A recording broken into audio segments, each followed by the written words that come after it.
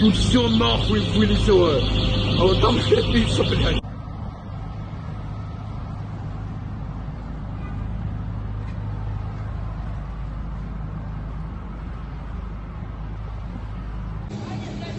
Нет, это кусок.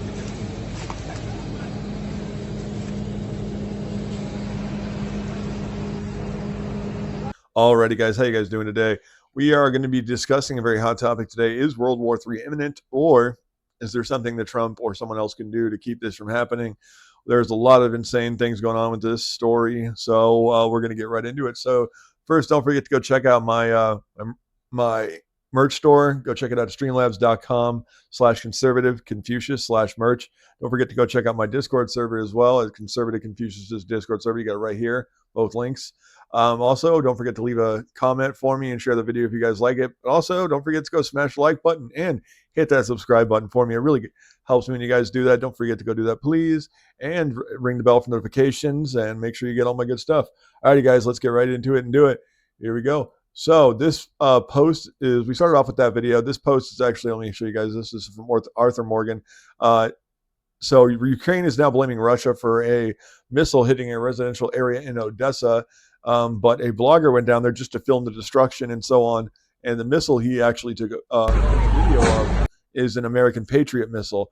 Firsthand, we're going to show you the missile just so you guys know. So here's a Patriot missile right here. Here's the photo up close. See these holes all up in here? See white. Okay. Alrighty, so let's get down to it and do it. Here we go.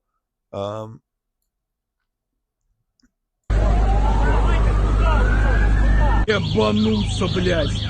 Тут все нахуй вылетело. А вот там лицо, See this блядь. part, but I want to make sure we got it. So right after here, he walks up to the Patriot missile. Russians definitely don't have Patriot missiles or missiles that look like this. There you go. See?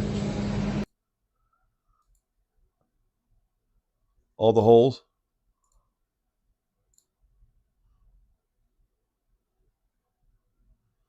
That's where all the heat comes out. So the paint can come off in that area. It'll burn off the paint usually.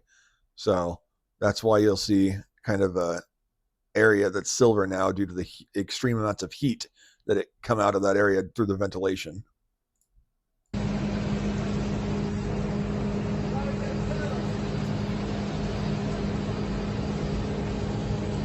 I'm not saying this is 100% the U.S. I'm not saying that Ukraine used missiles to do this, but I am saying that that is a Patriot missile.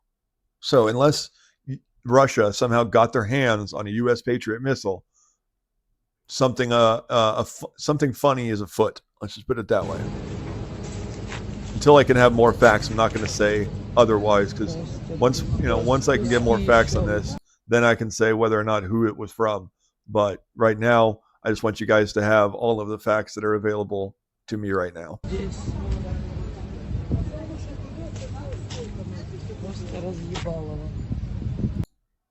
I don't know what this is. I can't really tell. Ладно. Окна на месте, люди не пострадали. All right, let's move on to the next one. So yeah, there's that missile again.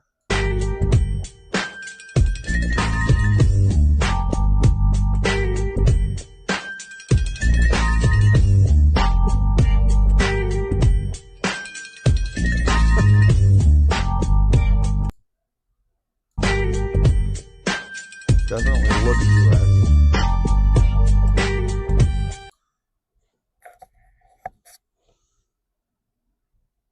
That's English. Yep. That's English inside of there.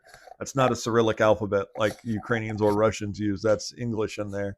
So the fact that that's English means it's an American missile. That's not good. It's not a counterfeit by Russia. I mean, they could have put English writing on the counterfeit inside, but what are the chances that they would do that? No one really goes to that much of an extreme, because normally they'll think they'll be this will be so destructed that no one's gonna be able to read the writing anyways. So another video, damn. That's just a photo. Okay. Yeah, and here is the missile itself. He had the same photo I showed you guys. All right, so we're going to go into this post from End Wokeness. Putin threatened to use nukes if Ukraine fought with long-range missiles, and just happened so after they get attacked, they're now going to be firing missiles into Russia. So we could be having full-on nuclear warfare in the next couple weeks. Hopefully Trump can get this under control. Putin did say he was willing to do a peace treaty, but is Ukraine willing? And is Ukraine or anyone else going to try to use false flags to keep this war going? Because that's what the war hawks want. That's what the military industrial complex of Ukraine, of England, and of the US wants. In the updated version of the document, aggression against Russia by any non-nuclear state, but with the support of a nuclear state, is proposed to be considered as their joint attack on Russia. Russia will also consider the possibility of using nuclear weapons when receiving reliable information about a massive launch of means of aerospace attack and their crossing of our state border. This includes strategic and tactical aircraft, as well as cruise missiles and drones, hypersonic and other delivery vehicles. Russia reserves the right to use nuclear weapons in case of aggression, including if the enemy, using conventional weapons, poses a critical threat. It is important to note at this point that these are at this time proposals to amend Russia's nuclear weapons use doctrine. We heard from Vladimir Putin multiple scenarios in which the rules and regulations governing how Russia can use its nuclear weapons will change. The first scenario is if a non-nuclear power attacks Russia with conventional arms but poses a grave or critical threat to Russia's sovereignty, the Russian leadership will be able to use nuclear weapons. Yeah, just so you know, I'm not voicing support for Russia. I am very anti-Russia. You know, the whole stupid thing where, you know, I love Tucker. He's great a lot of the time, but he's also stupid a lot of the time. Sorry, let me screw this on tighter. For example, when he went to Russia, I went to the grocery stores, just to make this clear. And he said, oh, Americans, you know, pay so much more for groceries. You know, it's so cheap here. It's so great to have cheap food. Okay. So with your American money and your American understanding of financial, you know, means and money, yes, groceries are cheaper in Russia, but that's for you, an American. You, an American, can bring $100 American and get quite a bit of Russian cash. So, and you didn't even look up what the average salary in Russia for a person was. So when you look at it that way, you can look this up easily on Google. Russians on average pay 50% of their salary, use 50% of their total yearly salary on food. So 50% of all expenses for an average person is going towards food. That is not cheap. We in America spend less than 30% on average. It's usually 25 to like 32% of our money is spent on food and drinks. So in Russia, they're spending far more, anywhere between 25 and 20% more on food per person. I'm not pro-Russia. They're anti-free speech, and just because they're less anti-free speech than the UK is, does not mean I like them. I don't like the UK either. I like the people in the UK, and I like the people and a lot of people in Russia, but I don't like their governmental structures, their designs, the way they run elections, either of them. To neutralize that threat. The second scenario and how things will change is if that non-nuclear power that is just because the US is doing something wrong or is possibly doing something wrong, it doesn't mean I'm on their side, for anybody who may think otherwise or is pro-Russia themselves. I'm not looking at it that way. I'm not pro-Russia. I'm not on Russia's side. I can acknowledge that our side is doing something wrong while also still standing against Russia. That's something that the mainstream media and leftists seem to not get when other people talk about Russia, especially on the conservative side. There are a lot of people on the conservative side that are stupid and they are pro-Russia. No offense to those people, but it's just like, if you were in Russia, you would not be able to voice your opinions on, let's say, Biden or Harris if they were in power like Putin is. So we need to always remember that. Putin, you voice your opinion against Putin negatively, you're killed in Russia. That's it. You're taken to prison, you're beaten, you're tortured, and you're killed. That's it. People need to remember that. Attacking Russia. is aided, supplied, abetted by a nuclear power, then that nuclear power will be considered a party to this conflict. So a joint attack on Russia, which will mean Russia will be able to use nuclear weapons both on the So he's saying that both Russia, if there's a joint attack, meaning if the U.S. supplies Ukraine with missiles to launch at Russia, that Russia will be within their rights to be able to attack the U.S. and Ukraine for this joint attack against them. And I don't agree with the attack against them or an attack against us, but I am saying this needs to calm down. We need to have leaders that are in power, that are willing to, compromise and are willing to sign treaties and not blow them up like Kamala Harris did. Kamala Harris and Boris Johnson went to the meeting with President Zelensky and Putin, and they sabotaged the deal on purpose to further the military industrial complex. A guy actually talks about this in my next video here. We'll finish this a little bit more and we'll move on. The nuclear power that it'll consider attacking it. Also, Russia will be able to preemptively perhaps use nuclear weapons if there is verified information, proof that there is an ongoing attack on Russia using aerospace. Well, sadly, right now, there just about like 6 or 7 hours ago, there was a missile that went into Russia. So we will be seeing if that ends up causing us to go into nuclear war. Seriously, I don't know if this is just like the establishment, the deep state, the globalists that are so angry about Trump being president and getting peace that they're trying to do anything they can to get us into World War III, to make his administration as hard as possible. So he focuses less on the economy, less on gutting the government, and more on war. That could be a possibility. I'm not kidding. It's a chance. I wouldn't say it's 50-50. I would say there's a 15% chance that that's what's happening. 15%. Not high, but high enough to be worried. So actually, we're going to go watch this one. This is from Lionel on at Lionel Media. This is not an attack by Putin on Ukraine. See, this is this guy speaking. This is a secondary video, just kind of going on while he's speaking. In the way that we are told every day. This started in 1990, February 9th, 1990. With Gorbachev. James Baker III. Yeah, so James Baker III made an agreement with Gorbachev that the NATO and all of the West would not move 1 inch further east with NATO and with their alliance, and that if they did, they must come in, they must bring Russia into the fold.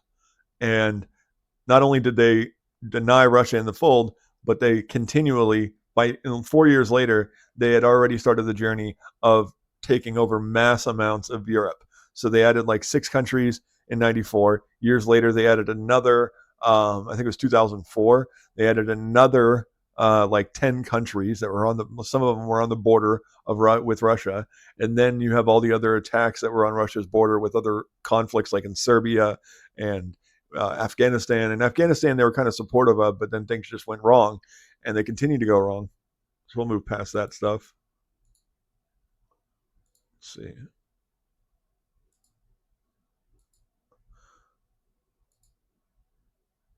NATO, when there was still the idea of some kind of mutually respectful relationship. Then 9/11 came, then came Afghanistan, and the Russians said, yeah, we'll support you. We understand to root out terror. But then came 2 other decisive actions. In 2002, the United States unilaterally walked out of the anti-ballistic missile treaty. This was probably big. The most decisive event, never discussed in this context. But what it did was trigger the U.S. putting in missile systems in Eastern Europe that Russia views as a dire, direct threat. In 2004-05, we engaged in a soft regime change operation in Ukraine. But in 2009, Yanukovych won the election and he became president, and in 2010 on the basis of neutrality for Ukraine. He was removed. That calmed things down because the U.S. was pushing NATO, but the people of Ukraine on the opinion polls didn't even want to be in NATO. They knew that the country is divided between ethnic Ukrainian, ethnic Russian. What do we want with this? We want to stay away from your problems. So in February 22nd, 2014, the United States participated actively in the overthrow of Yanukovych. A typical U.S. regime change operation, have no doubt about it. And the Russians did us a favor. They intercepted a really ugly call between Victoria Nuland, my that was colleague crazy. at That Columbia woman should be in University prison now, between her and the U.S. ambassador to Ukraine, Jeffrey Piat, who's a senior State Department official till today. And they talked about regime change. They said, who's going to be the next government? All of this is to say, the U.S. then said, okay, now NATO's really going to enlarge. And Putin kept saying, stop. You promised no NATO enlargement. It's been, by the way, I forgot to mention, in 2004, Estonia, Latvia, Lithuania, Bulgaria, Romania, Slovakia, Slovenia, 7 more countries in the not 1 inch eastward. In 94, there were 6 of them, I think. Okay, it's a long story, but nearly 14 countries the added U.S. by kept 2004. rejecting the basic idea, don't expand NATO to Russia's border in a context where we're putting in goddamn missile systems. After breaking a treaty. 2019, we walked out of the Intermediate Nuclear Force Treaty.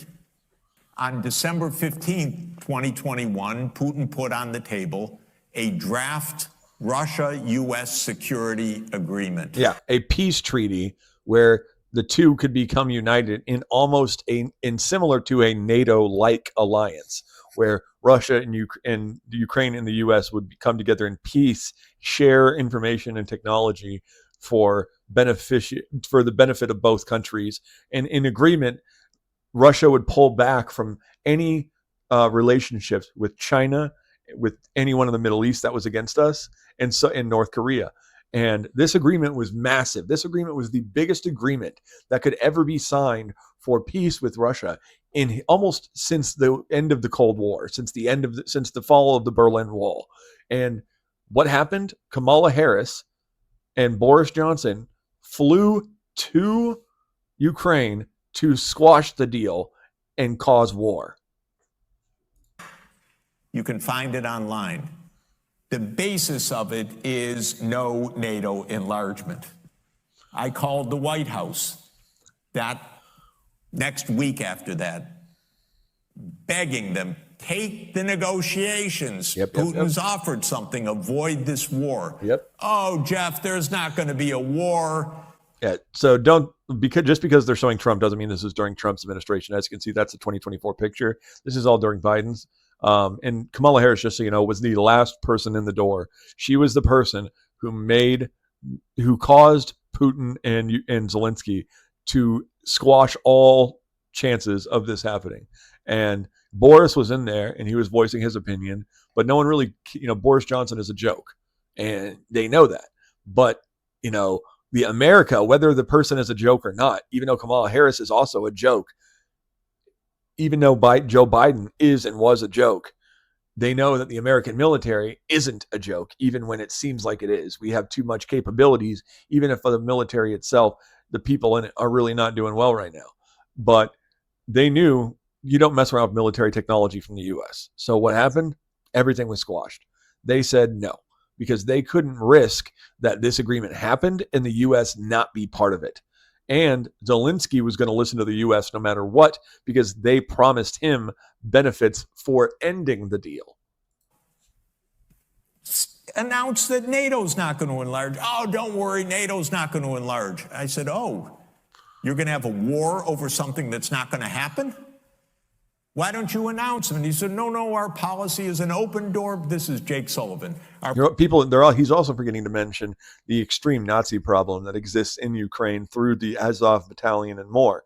It's a battalion that is literally a white supremacy Nazi battalion that uses Nazi ideology, Nazi imagery and logos for their own battalion.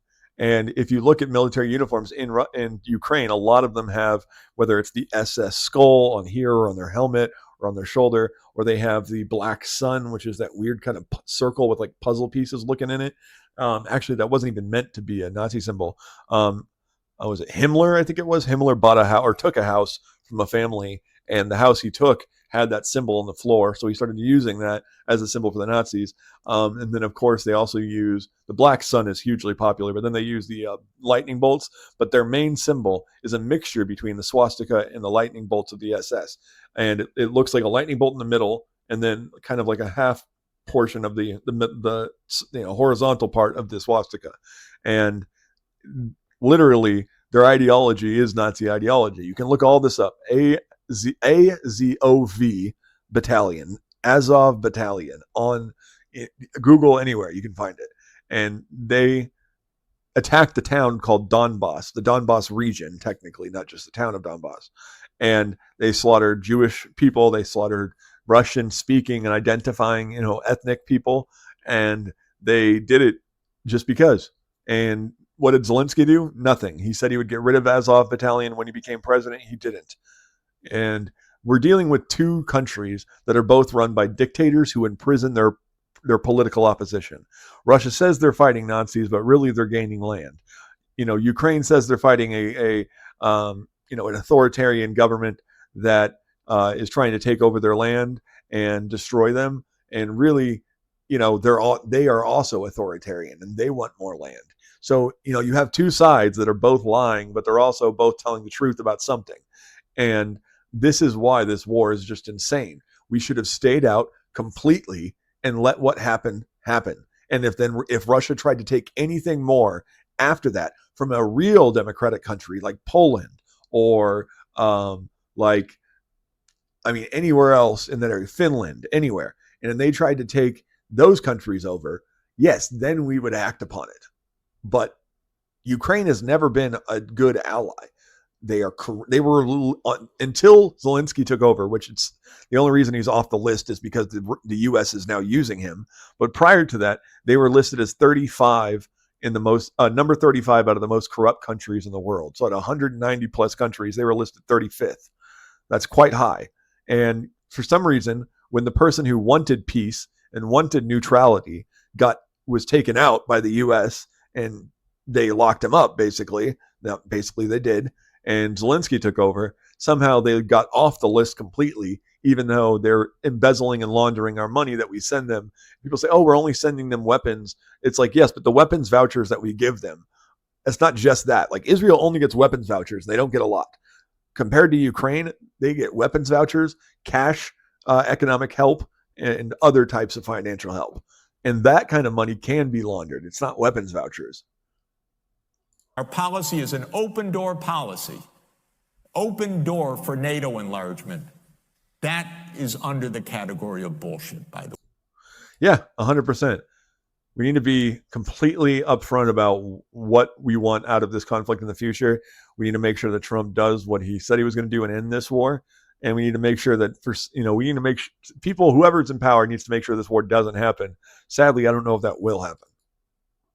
I just think the military-industrial complex wants it too bad and too much to actually stop this from happening. I think that the reason we are as involved in Ukraine as we are is because Afghanistan wound down. And if we still had Afghanistan to launder money through, there probably wouldn't be the need for this bringing up what I was talking about, money laundering type of excessive involvement in Ukraine. But I think we can look at Afghanistan and we can look at what's going on here and say what a lot of these defense contractors are pushing toward is how to have an extended kind of low yield war. Like if there's a way to stretch this thing out, turn it into a 20, 30 year kind of thing where there's a whole lot of money moving around and unaccountable pots and a lot of weapons getting bought, and then, oh man, the stockpiles, well, we got to spend more money to reload those. Yeah, I mean, I agree with that 100%. I was just talking about money laundering, not just with Ukraine, but yes, the U.S. does launder money through conflict, and it's something that needs to stop. We need to stop this just endless war machine that continues to put the American people second over profits through conflict. And I think that's something I hope he does. I really hope that Pete Hegseth or whatever, that really does start, winding things down with conflicts around the world, and presses for peace over, it's like if you basically peace through strength. If you don't stop fighting, we will end you, like that kind of thing. Alrighty, so yeah, let's, I'm going to show you my merch store, and let me see. There you go. Yeah, so this is our new shirts right here. We got our Team America with the American flag on the shoulders and 13 stars. We got the heavyweight. It's like kind of like Carhartt material. So if you like Carhartt clothes and shirts, you'll really like this. This is the Team America one here, with my little logo right there. So you got the one with the shoulders again, Thug Life with the Trump administration. And you got the heavyweight version like the Carhartt material, like I was saying. We got this one, Thug Life with Donald Trump, kind of like an album cover. And that one's also the Carhartt material. Then you have your Fired with the gold letters and the shoulders. We got the Trump with a cowboy hat looking all pimp with the shoulders. You got the Trump one. I'll just say my classic design because that's my classic design for the shoulders on most of my shirts. So we got the Trump one with the classic shoulders. They know it. I know it. You know it. Trump one, Save America. Classic shoulders. Yeah, we got Trump one, Get Over It. The math ain't mathin' with the election turnout graph.